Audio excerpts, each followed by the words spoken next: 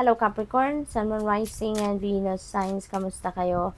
Sana po ay nasa mabuti kayong kalagayan. Welcome back po sa Star Tarot. Kung bago kayo rito, welcome back po. At maraming salamat for watching. No? So tignan natin kung ano mga ganap dito for you Capricorn. Naglaglagan na. So, pauna mensahe po ninyo, despair. Ayan. So, maaaring nawawalan kayo ng pag-asa. Maybe you're losing hope dito. This could be related to trabaho. For some of you, not hiring ang nakalagay. So, maaaring naghahanap ng trabaho ang iba sa inyo at maaaring wala kayong makuha, no? Walang offer. Ganon. For sure, this is not going to resonate with everyone. So, just take as it resonates po. Nawawala ng pag-asa, nanlulumo, yung parang desperate or parang ano na kayo dito, yung bang parang wala kayong nakikitang liwanag, kumbaga, no? Capricorn. But you know what? Yung card na to is number 32. Number 32 becomes number 5 kasi 3 plus 2 is 5. And number 5 resonates with change. Kaya, huwag kayong mag-alala. Okay? Huwag kayong mag-alala. Do not focus on the worry or do not focus on kung ano yung presenteng nangyayari, no? Bagkus, mag-isip tayo ng kung ano magagawa natin para mabago ang ating sitwasyon. There could be different things that we can do para mabago natin ang sitwasyon natin na ito, na despair energy. Kasi, number 5, magbabago tayo. Magbabago ang ating sitwasyon. This represents change. Kaya, focus on what is the silver lining ng inyong sitwasyon sa ngayon. Kasi sa kahit anumang darkest circumstances sa buhay natin, di ba? There is always a silver lining to it. There is always a positive aspect to it. Kaya doon na lang tayo mag-focus. Okay? Para na yun ang ma-attract natin towards us. Yung solusyon, maisipan natin kung ano ang best na gagawin natin para mawala sa atin ang energy na yan. Okay? Another change energy, no? So, change card is here. So, meron ditong maglilipat bahay, relocation, maglilipat ng opisina, maglilipat ng employer, no? Maglilipat ng place of residence. So, this is definitely change. Okay, Capricorn? Kaya, yung sitwasyon nyo na ito, everything is temporary. Kaya yung sitwasyon na to ninyo is very temporary din, Capricorn. Always remember that. Maaring may travel din dito, no? So, ang iba sa inyo could be traveling talaga para maghanap ng bagong trabaho or para maghanap ng bagong opportunity, no? We have marriage. So, maaring ang iba sa inyo dito is going to, ikakasal na, no? Maaring, ang kasal na ito maaring around this time or siguro summertime next year, possible na ganon. Kung hindi man kayo ang ikakasal, maaring kayo ay may pupuntahang isang kasalan, may imbitahan kayo, or siguro business partnership, no? Maaring kasalan nito sa negosyo, no? Maaring meron kayong negosyo at meron kayong makakapartner or makikipagpartner sa inyo. You are going to be dealing with a wealthy man sa ngayon, Capricorn. So, maaring si wealthy man ang maghahatid sa inyo ng bagong opportunity. No? Kasi si wealthy man, maaring isa itong boss sa trabaho, maaring meron na itong sariling negosyo, yayamanin na to, kaya nga siya wealthy man, mayaman na talaga to, may pera na to, established na to financially, very successful na to, sa kanyang money, career, and finances. Kaya maaaring mamimit ninyo ang wealthy man na to.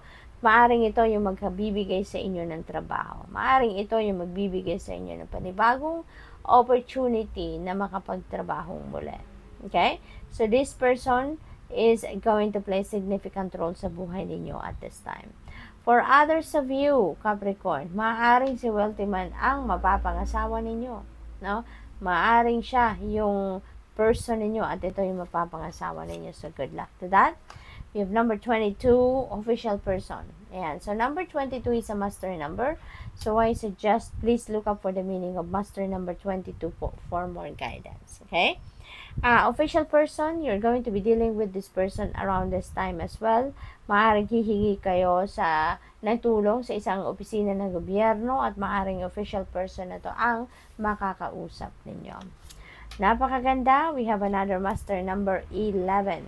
Ayan. So, master number 11 and 22.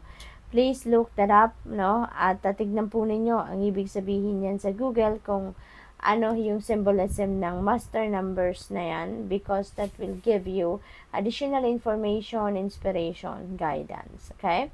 Sudden wealth. This is windfall of money. Capricorn, na parating sa inyo. You never know kung saan manggagaling ang perang ito, because this is a windfall. Bigla na lang itong susulpot, dadating.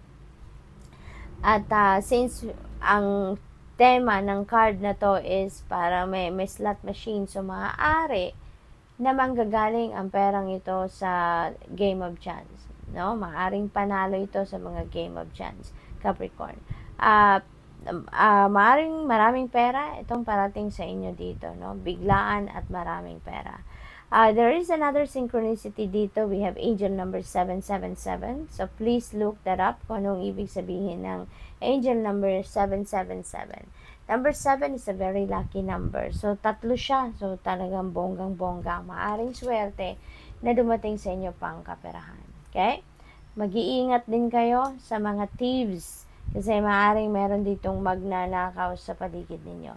No, hindi lang tangible na mga bagay ang maaaring nakawin ng taong ito, kundi pati na din non-tangible, maaaring mga ideas ninyo, dreams ninyo, plano ninyo, hindi ba? Kaya mag-iingat kayo sa mga tao sa paligid ninyo at be careful with what you share, with whom you share yung mga ideas ninyo. Okay?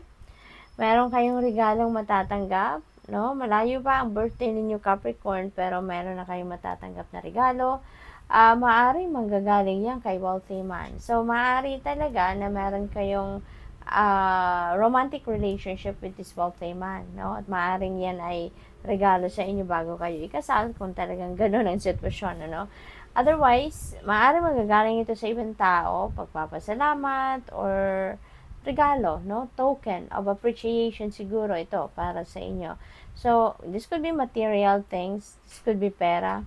Maaari din na this is golden opportunity, Capricorn.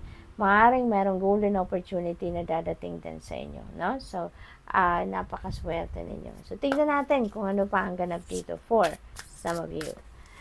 We have angel number 1616. And so, merong mga obstacles na maaaring kinakaharap ang iba sa inyo, but you are going to overcome those. Okay? Meron din soulmates, no? Energy, so maaaring makikilala ninyo ngayon ng soulmate, o yung person ninyo is already your soulmate, so posibleng ganon. Romance also could be one of your focus sa ngayon, since meron tayong marriage talaga, so most likely. Your level of self-control is sufficient to make things right. On the horizon is the possibility of beginning a new romantic or platonic friendship, as well as chance to begin life anew with a person from one's past. Everything will fall to pieces. So, everything is going to talaga be okay, no? Maaari talaga ng iba din sa inyo dito is going to enter a new love or romantic relationship or a new friendship. So, good luck. Thank you for watching. Love and light. Namaste.